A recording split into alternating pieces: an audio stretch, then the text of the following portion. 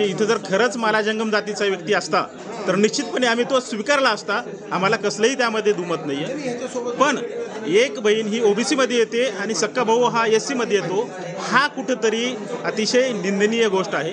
ही विशेषतः त्यांनी सुद्धा माणुसकीच्या नात्याने या ठिकाणी अनुसूचित जातीचा लाभ घ्यायला नाही पाहिजे होता, परंतु काही उद्देश हेतू ठेवून त्यांनी या चुकीच्या पद्धतीने सर्व गोष्टीचा लाभ घेतलेला आहे। त्यामुळे आम्ही या ठिकाणी खऱ्या एससीतील माला जंगम लोकांना सुद्धा न्याय मिळावा यासाठी आम्ही हा लढा उभा केलेला आहे आणि हा लढा निश्चितपणे आम्ही शेवटपर्यंत लढू।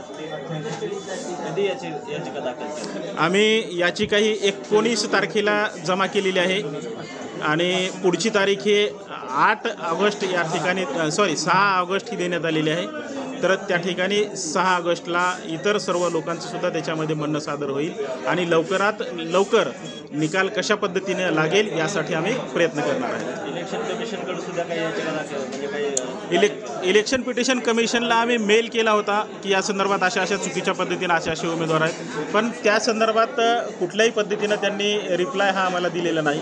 त्यामुळे ती सुद्धा यामध्ये पिटिशनमध्ये असते।